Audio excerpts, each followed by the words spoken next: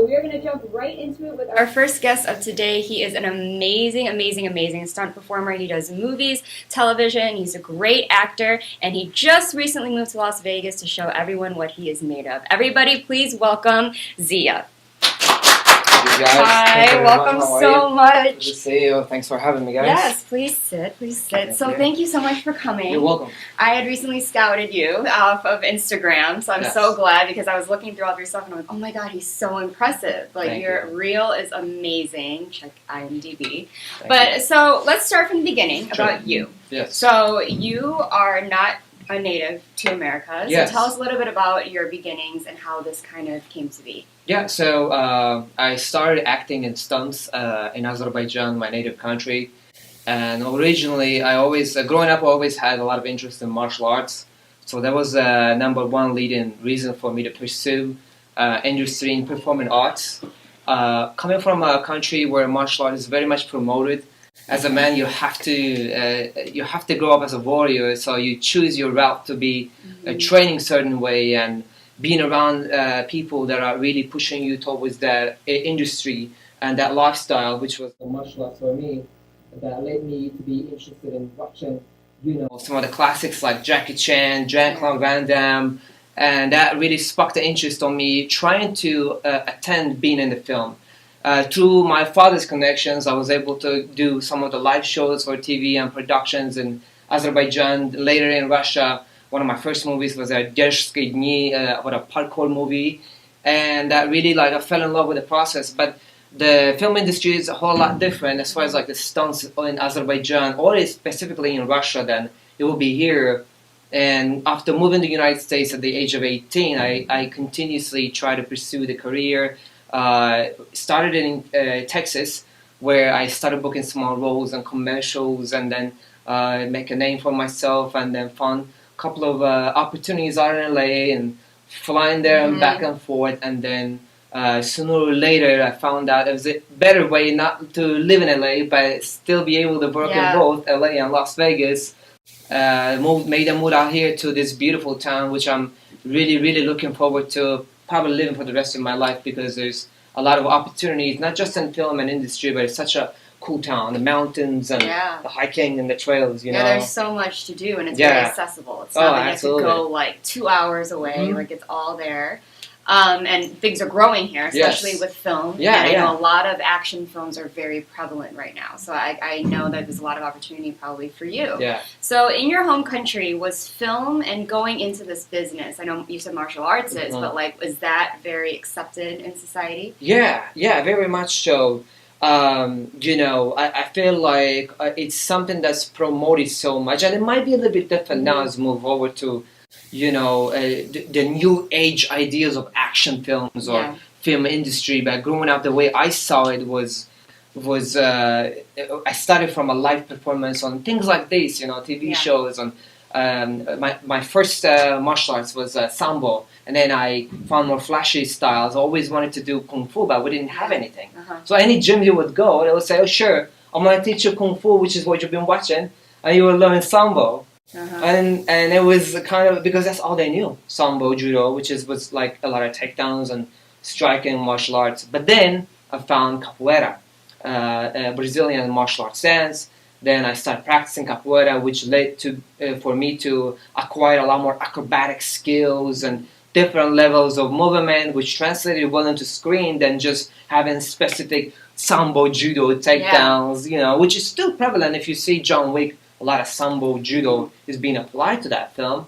But I feel like I still love the original, we call it unrealistic way of fighting. But for the camera, it's such a different level of training, different level of work, you're always open, you're almost open for action. You never really do that in a fight, Right, yeah. So, some of the fighters that I work with had a hard time adjusting into stunts, because it's like, well, how you want me to do really just come open up? This is not the way I would ever hit somebody.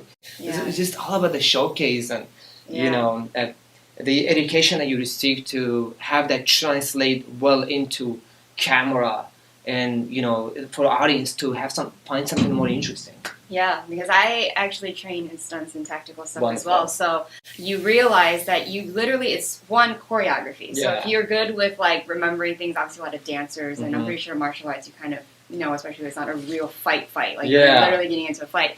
But it's all you have to be aware of where the camera is and make sure that's what you're focusing on most of the time. Instead of your other partner, you just have to hope that you trust each other enough 100%. that you know so you're not actually going to hurt someone. Yes. But so you're just doing some outlandish things. So on TV, it looks great. It looks really real. But in real life, you're like doing it about 20 times. And you're like, literally, like what? And it just seems so like animated. Absolutely. Yeah, for sure. I think that once you get in the industry and you have to go to the choreography, you have to go through the pre-production and talking and making sure that everybody's comfortable with the scenes. Some of the greatest coordinators I'm extremely grateful to have an opportunity to work with. They've kept us safe on set and make sure we don't really hurt ourselves or hurt the actors. But every once in a while, we've had some unfortunate things happen. I would say with the amount of safety is being promoted and pushed in the United States, as far as like the stunts goes, and we do still get once in a while accidents happening on set, we're in pretty good shape comparing to like what I'm used to is, you made a great point earlier, you make sure you don't hit the other guy. Well, I'm kind of used to really getting the hits. I'm kind of used to giving a little body shots, I'm not used to all the angle changes, the realistic. Have you seen Ong Bak by Tony Jaa? And it was filmed a couple of years back, but a lot of stunt guys actually did full contact on the set.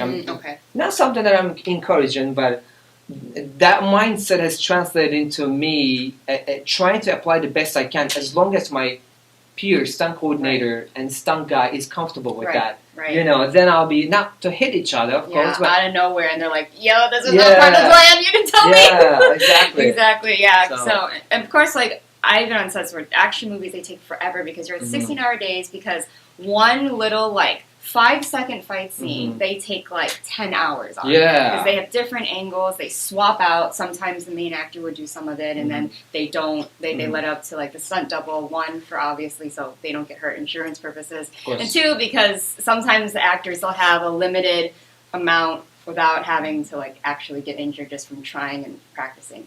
So I know you mostly do stunts, but when did acting come into it? Did you always want to do both, or did it come later? Yeah, so my background was in actions and fighting and stunts. Right. But I took acting classes. I studied method acting. And this was something that I always wanted to do, but didn't really, at the time, didn't really have the look always to play the lead character all the time. But look at me, right? Yeah. And 9 out of 10 times I'll be killing guys. I'll be blowing places up. But I'm the kind of guy that, listen, I'd rather be typecast than no cast. So I've always gone, it's the mindset, the hustle towards the available work. Yeah. So, I've spent time hustling the coordinators on set and open sets pre-COVID, shaking hands to make sure that I get the work the next 2-3 weeks. And building up the relationships that later on was like more of a phone call. Hey Z, you available? Send me your sizes again. Nothing has changed. Same 170, But I feel like acting was something that I was trained. I was classically trained and wanted to be an actor. Then had opportunities thrown at me to audition. Thank you, Beth Sapko she took a big chance on me on American Crime to book me on one of my first speaking roles back in Texas. I really fell in love with the process to kind of compare the process of having the phone calls and training the complete workout until you're tired. Now the 5th, 6th take, it's not the same original thing you're gonna do. You're a little slower, you're a little careful. You just want the scene to be over with. Right. Versus having the audition process. Oh yeah, you booked it and waiting for the fitting and the callbacks and your own set, which was honestly more of a luxury for someone like me. It's like, okay, I'm not gonna fight. I'm not gonna fall down. I love it. I love the process, and I want to continue to doing it. And then, building on my reel, like you said, and having to get my agent submit me for more available roles for people like me. Yeah. And, with the help of more diversity being pushed around Hollywood, I was able to book a lot more acting roles and speaking parts. Yeah, that's great. That's fantastic. Yeah. And because I know what I like about you is we have this in common, is that you make sure to work on the crafts before you went out there and then decided that you were going to do it? Because then the foundation that you have being classically trained as an actor is going to carry regardless. Because now you're like, I'm ready. So what if I get that audition, I don't have to be like, oh my God, like I can do this, but they might just only cast me as some person because I didn't feel as confident in acting, right? And so you moved here already having those and learning the grit and the hustle of how to get work and why it's important to you. And a lot of people lack that. I'm sure you've come across many people who just kind of just started yesterday and they got lucky and then they just keep getting lucky and you're like, oh, what did I have to suffer, right? But you're like, no, it's good because now you're like, the process, I'm ready, I can take on those roles and feel that it's going to be a great performance, right? 100%, 100%, because you said a very powerful word there, grit. Grit will win against talent, and that luck that you're describing, a guy that had, due to his looks, possible connections, whatever the case might be. I don't want to get blacklisted from Hollywood, right? But, you know, I feel like the grit that you have, that you're willing to put in the work, okay, you know, I've had 6 auditions this week, I haven't booked one. And then 2 months later, you booked one big role that turned into a feature film that you're going to be working for the next 6 months, you know. And it's going to pay off as long as you stay on top, just like everything else. It's to stay on top of it, and I understand how hard it is. And so many actors get in the idea of consistency with this industry, which is such a false path to follow. Meantime, when you're breaking, meantime you are waiting, you should be training. You should be building up connections, attending the events. You know, maybe change your headshots. Maybe look what's lacking. You know, hey, if you're not booking at all, maybe change your demo reel. If you don't have the opportunity to book, be in front of a camera where you have the specific act you want to present. If you don't have that in your reel, find your buddies. Get the cameras rolling and do the scenes and hope that it works for you. But if it looks good, get some second opinion, third opinion. There's some great people who are, like, I get a lot of messages on Instagram from people that send me reels and YouTube links that I'm like, yeah, this was great, man, but I'm going to be honest with you, it would be great if you do it this way. It'd be more natural, it'd be more interesting. Because acting is not always the real you. It's more like salt and pepper added to it. Nobody's going to watch a guy who's just eating. People want to see a guy who's eating, you know, it's interesting, putting down, you know, everything is a little bit overacting into it to improve your character, improve your image for the scenes, and just hope for the best. Yeah, I like you. This is amazing because I understand. I tell people all the time, when you're not out working, you're still working. Yeah, when people ask, how often do you work? I'm like, I don't not work. Because if I'm at home, I'll find something. Do I have to revamp my website, add a new picture? Do I have to make sure everything's crisp and clean? What's going on? Like, just doing something, planning something. You know what I mean? 100%. So, fantastic. So that's why I connect with you in so many ways. Certainly. So I want to talk about this. I saw there's a video of you. You're sitting around a campfire with another person, and you are talking about how you're so influenced by Spartans. Now, I'll talk about that because I've seen a lot. You did a part of your reel. You have a fight scene where you are kind of, it reminds me of Troy. If you see that movie, Brad Pitt and Orlando Bloom. Amazing movie. Thank you. And so you have that vibe, but like I want to talk about your influence from Spartans and why that is. Yeah, I like I said, I was always into understanding the warrior way of life. And I grew up reading Marcus Aurelius, Stoicism, and I've been the region that I'm from really pushed the warrior mentality, and Spartans were a big inspiration for me. A lot of times the conversations that I've had with friends was an ability to exist in a very uncomfortable lifestyle, uncomfortable place with full of uncertainties, and yet be able to find some benefits out of that, to not shy away from that discomfort, to be ready to go after what you want, which is a lot more easier in this day and age. The society we live in now, things are a lot more easier. If you think about most of us live life, the kings that always wanted to live. So these opportunities are there for us available now that wasn't before. It can only get better if you're willing to really just push forward, have the warrior mentality, warrior mindset, and don't shy away from it. That was the scene you're talking about was a survivalist film, survivalist podcast with a friend of mine. I practice survival just to re-immerse myself with a lot more, not that I don't have enough discomfort in my life, I certainly do, but I like to really approach it from an extreme point of stand, which is very unconventional, but it helps me to completely restart my mindset, to know what I don't have and when I have, how grateful I really am. You know, they see, they're seeing it. Yeah, I like to channel that energy. You know, I feel like we are the same people we used to be thousands of years ago. The same arms, the same legs, and we are the same warriors. We just don't have the same kind of purpose to fight. Right. But believe me, if I was living in that time, if you gave me a sword, I would be ready to go war. Yeah, I've seen it. You can, and you would do very, very well with that. And so I feel like you look. I know you say that you get typecast a lot. Yeah. Like, but I feel like what would be so amazing, and I'm so jealous of this, that you would be great in those types of period films. You know, you have Troy, you have all of those of, you know, those types of period war films like way back in the day. You know, if you talk about like King Arthur, like you're doing those types of movies because you have that look. Yeah. But they can easily just like, you know, you got the beard, it's great. You can just take your shirt off and you got a little put some tattoos on and it's great. Like I know that one movie, I think it is King Arthur. They had like Keira Knightley and all, like, it was a great movie. War epic. Like, war epics, I feel like you'd be really great in. Or even sci-fi with Lord of the Rings. I feel like you have that. And I really hope that I could see you in those. Because I'm like, because I think that would be amazing. Not many people can fit into that world and make it look realistic without being offensive to that time period. Absolutely. Right? Because a lot of people, they just put them in. And you look like what it could have been. Right. Like, but is that really what they look like with that grit? Like you're saying, you've been through that survival. You put yourself in positions where you can think of the mindset.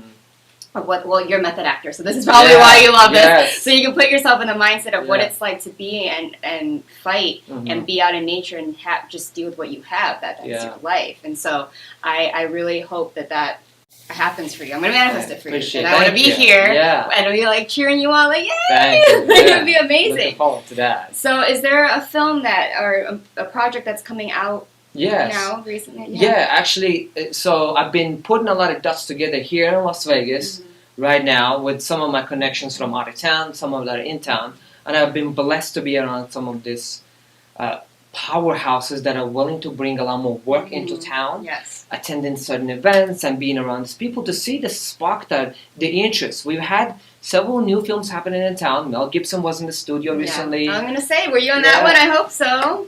Yeah, no, not yet. What? But you know, I don't fit in that one, so I didn't. Yeah, but great movie. But there's so much that's achievable through the opportunities that Las Vegas and local cast and crew that can bring into the table.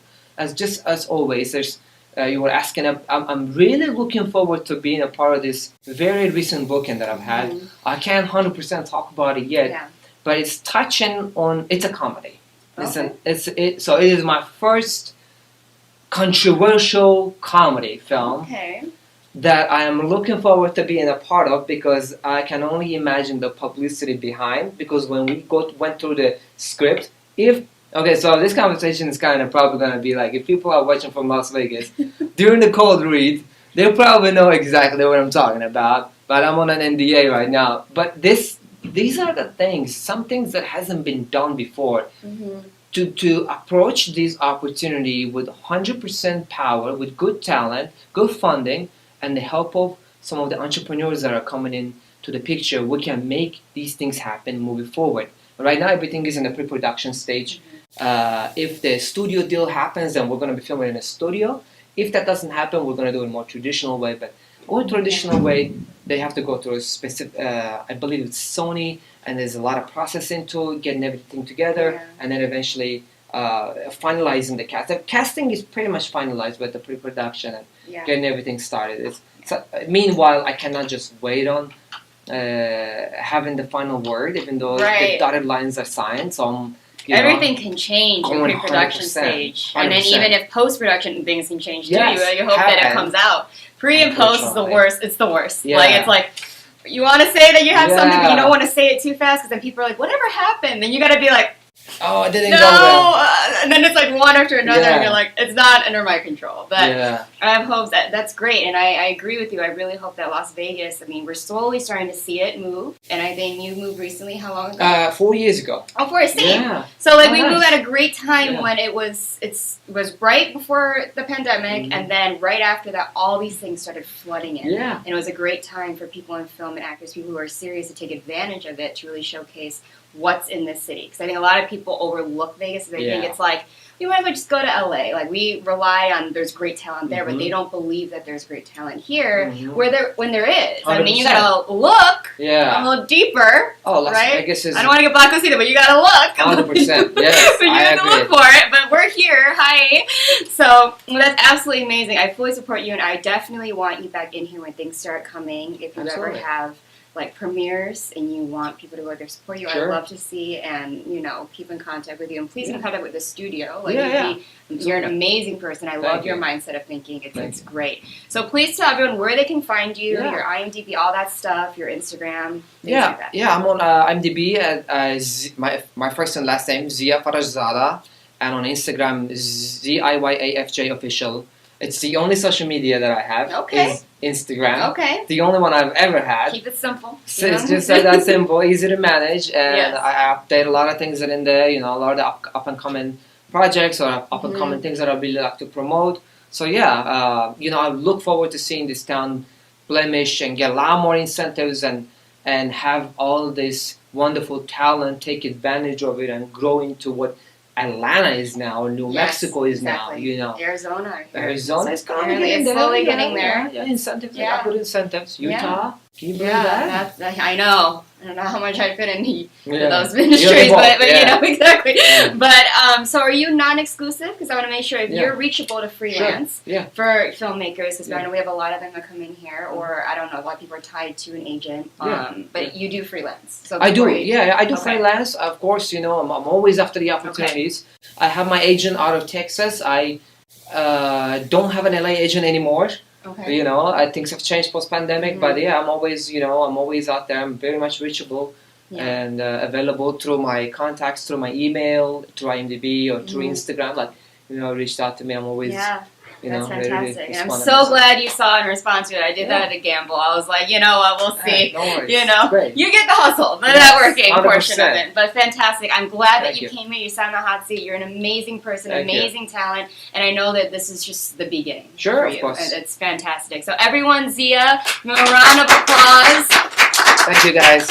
And when we come back, we're going to go to another part of Las Vegas, and it's going to end up being more of the entrepreneur and nonprofit side. So make sure to stay tuned and don't go anywhere.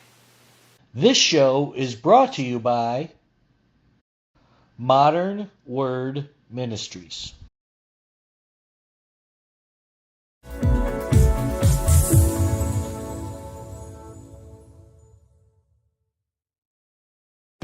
Trying to buy a home these days is tough. We know. We hear it every day. Home inventory is at an all-time low. It's a seller's market, and cash buyers have the advantage. Recently, cash buyers made up more than a quarter of all home purchases. So, how do you compete with cash buyers and win? By becoming a cash buyer yourself. How do you do that? With New American Funding's Buyer Accepted program. Here's how it works.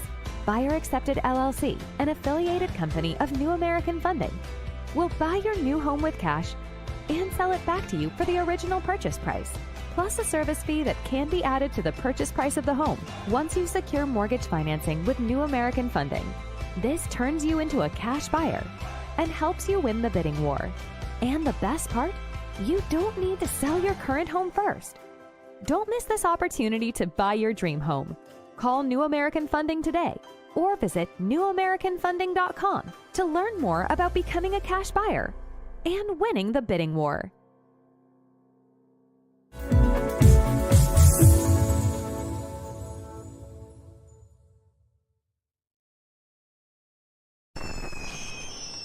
Traditional TV is going away. Hollywood is starting to fade.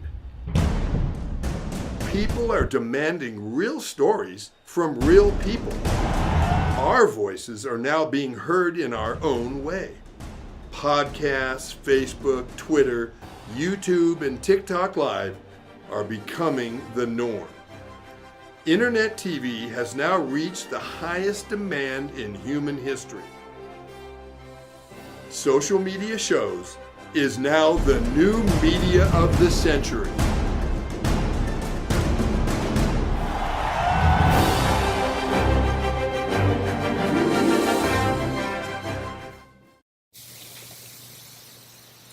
Hi guys, and welcome back. My name is Priscilla Moy, and we are live on the hot seat with Priscilla here at Social Media Shows. Wasn't Ziya absolutely amazing? Now that is the epitome of the type of people that I want here sitting in this seat. They got a lot to say, a great story. They want to do this for the right reason. They have a genuine and authentic purpose for doing what they do, and I think he's going to go a long way. So anyway, we are going to switch gears into the more business side of Las Vegas, the entrepreneurs, the nonprofit founders. And this particular male I was so impressed by researching, and I ended up finding, again, just like I did with Ziya, on social media. So he is 25 years old, Vietnamese American, and he is here to talk all about the amazing things that he has founded in this amazing city. Everyone, please welcome Hieu Lee. Hi, welcome. You look great. Love that you're sporting Nevada. It's fantastic. His tie's got the stain. He's got a little pin. It's great. Fantastic. I had to. Born and raised. Yes. My birthday just passed, so I am actually 26. Oh, now he's 26. Okay, well, but hey, Aries season, fantastic. Thank you for that happy belated birthday. But I first want to tell you, I'm actually very, very, very, very impressed by you. I was, looking through all of your stuff past couple of days, and I was researching before the interview, and I was like, oh my god, you are very, very, very impressive. So congratulations on all the things that you're doing, and we're going to get into it. So you were born and raised here, and you're doing a lot for the community. Now, were nonprofits always kind of what you wanted to go into before when you were younger and studying in school? Because I know you're getting your master's now, right? Yeah, so I'm actually doing 2 masters right now. I'm doing a master's in public administration at UNLV and a master's in Minnesota for federal elections. No, nonprofit was nothing in my view site. I actually never wanted to do that originally. But it sparked up an inspiration when I started my first nonprofit, which was through esports. Esports is one of my favorite things, right? Having video games, but doing it for a charitable thing. That really inspired me to just keep going. And it inspired not just me, but many students, many of my friends, many of the industry creators out here. And at the end of the day, I was just happy that I got to do something that I loved. Yeah, that's amazing. So you're big in the gaming community, right? So I'm assuming, but then you ended up making it kind of like this bigger thing. Yeah. Yeah. So I was how did that start? I mean, because I'm pretty sure, were you kind of a streamer, on Twitch, and you did all of those things prior to kind of thinking about it more in a business standpoint? You know what I mean? Because I know you meet a lot of people on Twitch and stuff like that, right? I have, but it's surprising. I'm actually one of the second generation founders. Okay. So if you can break it down through a small little book, chapter books. Chapter 1, we have esports and people raising in the industry, getting money, right, through casinos, making cool video games. League of Legends just came out, stuff like that.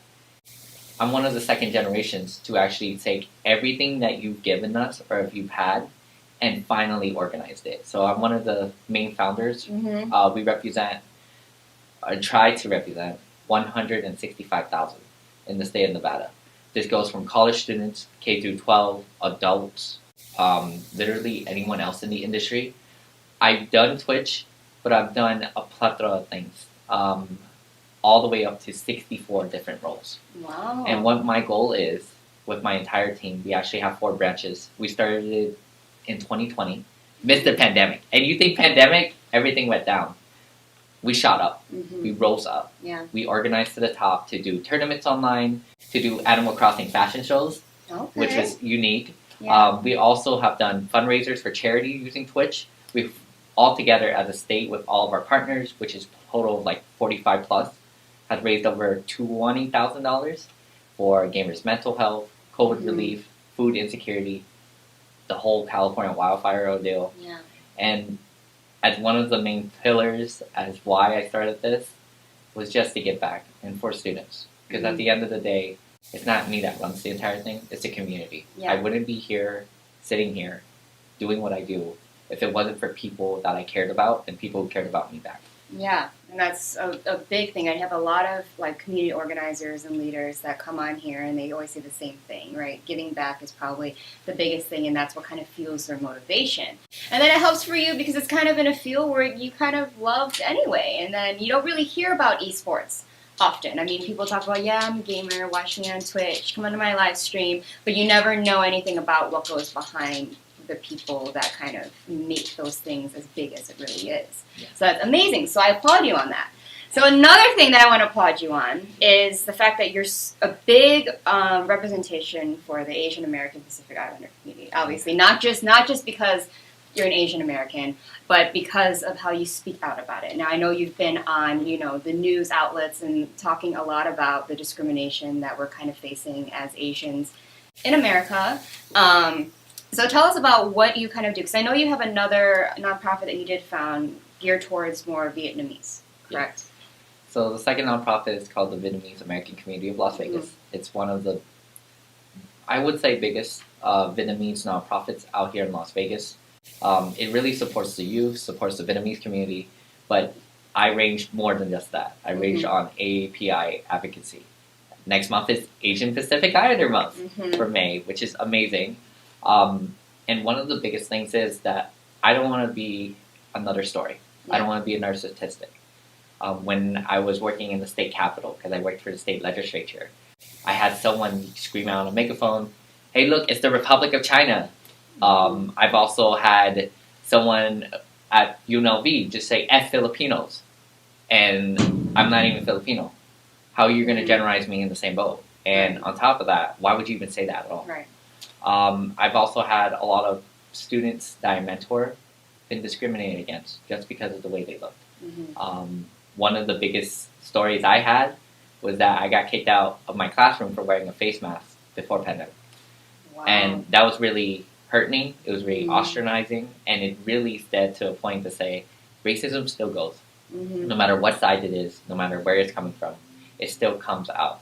And it's a power move. It's something that's written in history, but there's ways to overcome it.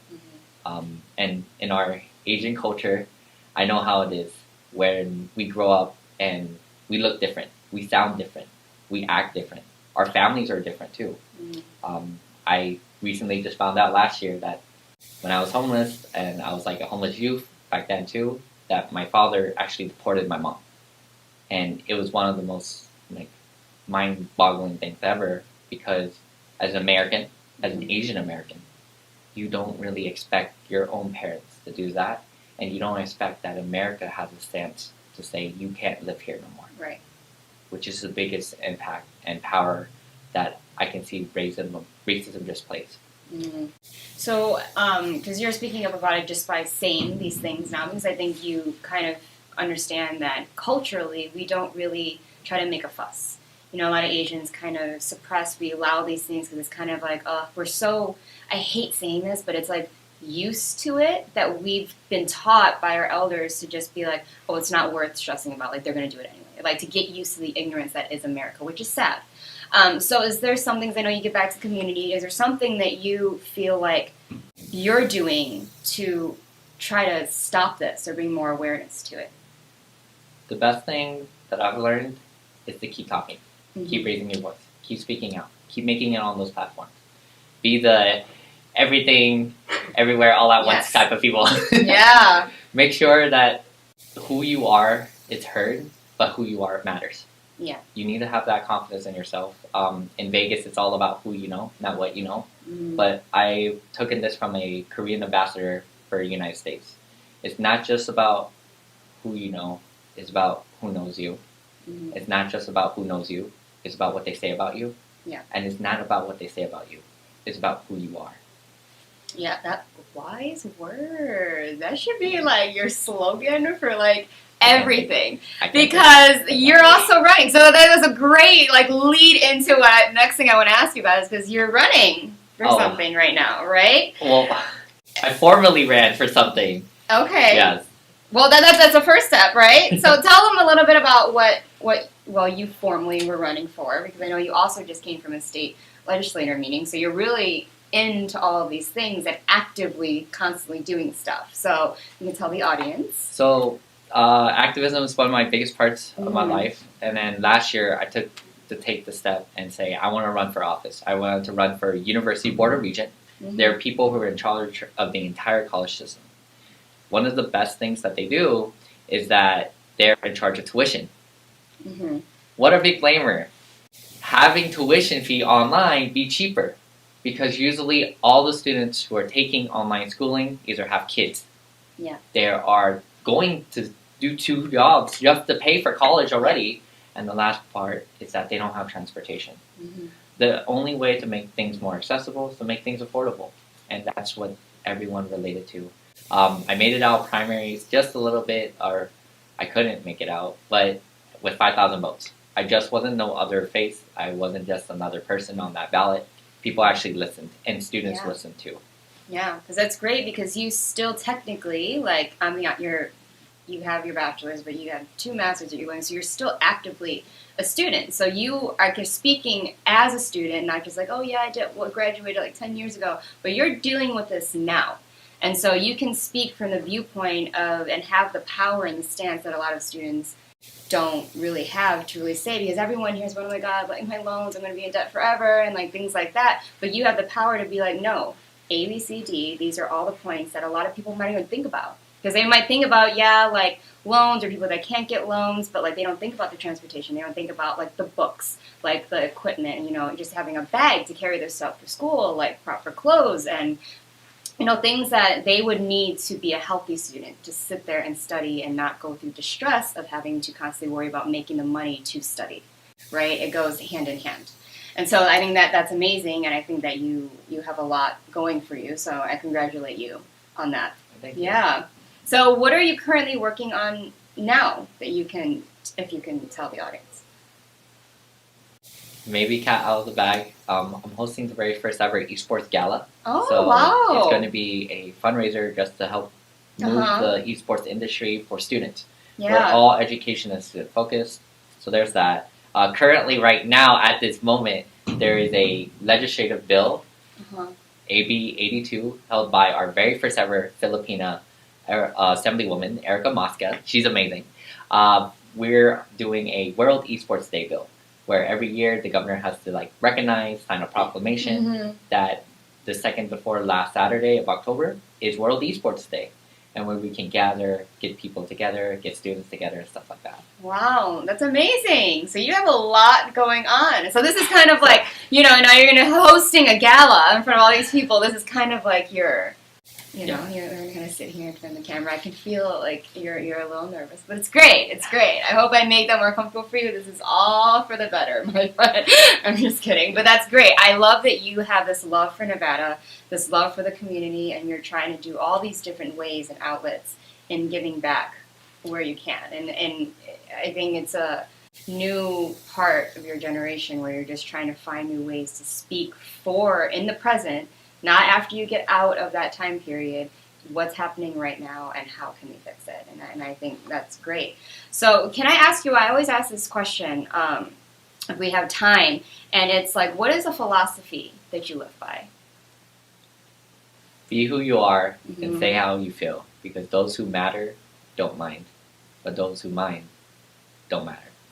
Fantastic. It's like the truest version of be yourself. Yeah. And get it? Be Hieu, that's just something I always go by, and I tell people to be yourself to the truest content of your heart. If you don't know something, go learn it. If you don't know how to feel, look it up and try to feel it, or ask around. No matter what, that person builds you, and you are going to be who you are. Yeah, I love asking that question because it normally happens at the end of the interviews. It kind of sums up you as a person. So after I kind of gotten to know a lot of your story, that answer always is like the perfect way to, if I can just describe you as a person, is by whatever the answer is.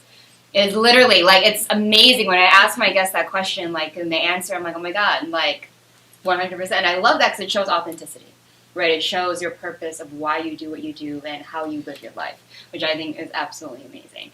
So now that, people have gotten to know you a little bit, where can they reach out? How can they reach out? Are there things that you kind of freelance to try to help others about? If there are, a lot of API people in distress, would you consider yourself a consult to kind of aid in pushing voice and along with your esports and kind of pushing these different things that you're doing?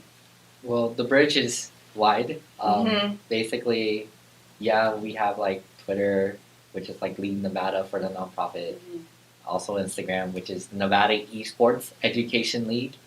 The longest name ever, but no one can steal it, so we're good. That's the point. For me, it's just like my Instagram, which is Hieu Lee 4, the number 4, NV, which is just simple enough. Yes. And then usually you can always just find me on any social platform, just with my name. Yeah.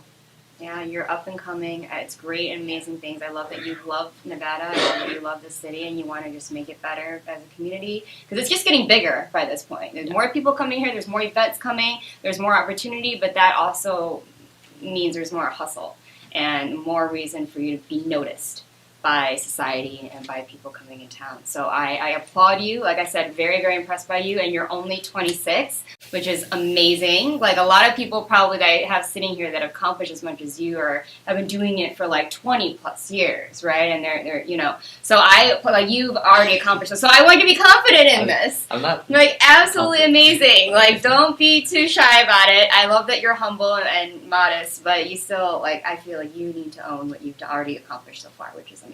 But I do, since we have a little time, want to touch in the fact that, so as you guys have known, you've seen me on The Hot Seat and you've seen me on Strip Tea. We've talked a lot about K-pop and how I love going to Oddfellows. Hieu actually, when he came in here, I just met him today, right before this show, literally told me, did I see you at Oddfellows? And so, hilarious, but oh my god, embarrassing. But I hope to never get caught, right? Because I always think when I go out, and I'm like you guys know, I'm all when I go to K-pop night. I don't know what I work with is going to be at this place, right? There's just a bunch of K-pop. They do, but here he literally was like, "Did I see you?" And I'm like, because I know what I wore. I'm not going to say what my dress said on camera, but you know what it said. But so, do you love K-pop? What's the story? I got a big story actually. If I could pull the big plug, my friend Evan Louie, who is a big AAPI advocate, is throwing his first ever K-pop convention this weekend. We're looking for volunteers. It's called We Bridge. Wait a minute. Sorry, continue. There's this wonderful organization that's called OCA, and it's usually based around the Asian community and getting everyone together to fight for healthcare stuff and all this stuff. But yeah, that's an event that's this weekend. And I know. I'm not going to say anything because I don't want to get sued. So I'll talk to you after about, I am planning to go. I've been actually working with WeBridge, and I've yet to kind of sort out details. But we'll discuss. But that's great. You're gonna be there? Do you actually enjoy K-pop as a music thing? Yes. Who's your favorite group? I like BTS, Boys That Sing. That's what it means, right? I've never heard someone call BTS Boys That Sing. But hey, it's better than behind the scenes. You know what I'm saying? Everyone thinks that's what it's saying, what it says. But Boys That Sing, that's new. I love it. So BTS, that's your group. You prefer guys over the girl groups? I do get into all the mainstream stuff, of course. 50-50. Yeah, you get twice. You got Blackpink, the really mainstream, the true mainstream. But amazing. Now now you know what, we're gonna get off this. I think now I just made him feel way more comfortable when I brought up the fact that he saw me wilding out. Yeah. So if you see me there and you see me in a professional state, don't just what happens at Oddfellows stays at Oddfellows. She has vibes. That's all I can tell. I have vibes. Good vibes. Good vibes. Then chill with the vibes. I'm chilling, bro. Just saying. I am hype. You think my fits here are crazy?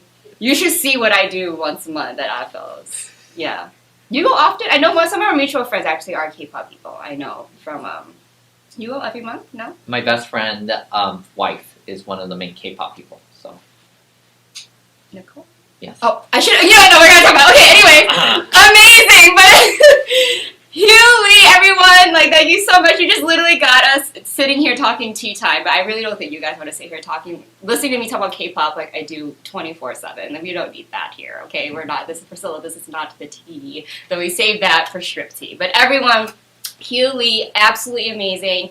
A guy with all the vibes. He's young, he's out here, he's hardworking, he's got a lot going for him, and he has a great vision for Nevada, and he is working towards that every single day, running here, there, everywhere, and involving himself in everything that happens in this city, which is what you need to be doing. And I love that about the people of Las Vegas. The ones that are serious are here involving themselves in as much as they can to make this city more prominent, more accessible, and just to invite more opportunities here so that we can just also have more opportunities. Because when did we ever have a K-pop convention coming here? Like, come on, guys. Thanks to BTS for opening that door. But anyways, that's a whole other story. But everyone, Hieu, everyone, round of applause. Make sure to look him up, reach out to him, support him, vote for him, do all these things. So his gala, all these things that he's doing, absolutely amazing. He's a visionary. So, well, don't go anywhere. When we come back, we always have my closing monologue because we love to hear me just spitting words. Always talking, the mouth be running. I'll see you after the break. Don't go anywhere. This show is brought to you by New American Funding. Social Media Shows is a production company based here in Las Vegas, Nevada. We offer these services.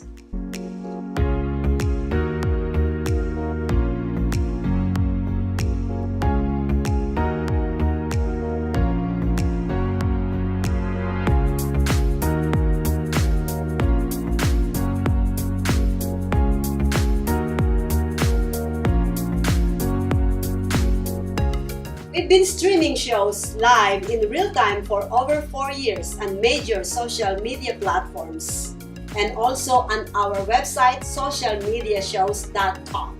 And we are now on Roku TV. We welcome you to have your own show on our TV network. Call us 651-955-8743 or email us at admin@socialmediashows.com.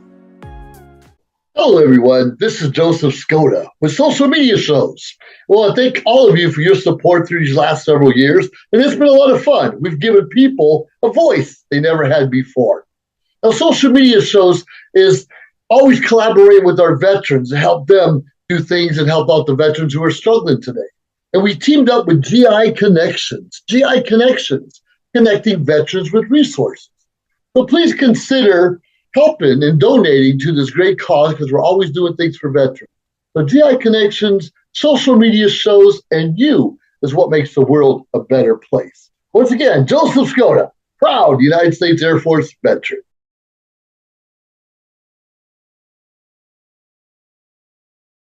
Hi guys, and welcome back to the hot seat. Thank you so much. If you are still watching, you are the top notch. You are my ride or die. You are my A1 because you are here supporting the best show on social media shows. Just kidding, but not kidding. But I always am so grateful that you guys are sitting here watching, and there's people that actually are agreeing and also submitting themselves to be on the hot seat. We meet so many amazing people today, literally, and I know I said this on my Instagram that today's guest list was going to be crazy. Like, I was so excited because I think all these people were very impressive. Like, the huge stories, you could tell they're very hard workers, and they actually are doing it.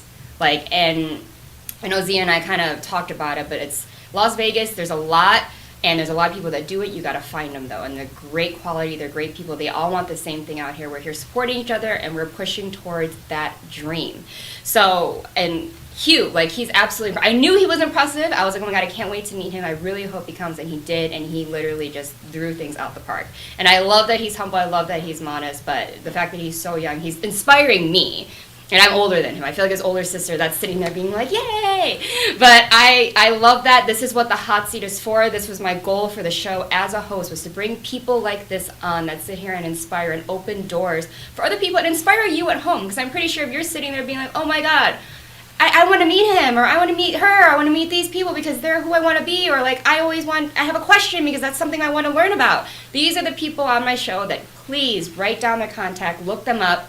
They say you can reach out to them before they pop off. Reach out to them now because they're going to respond to you. You know what I'm saying? So today was just a great episode. And I hope that you guys felt the love through the screen, sitting there at home watching. Now, as always, I'm going to say, we are open for sponsors. We are open for sponsors, for people that promote us, for all of those things. We do host red carpet events as well, as you guys have probably seen me standing on the red carpet with that little microphone, sweating and stuff, freaking out.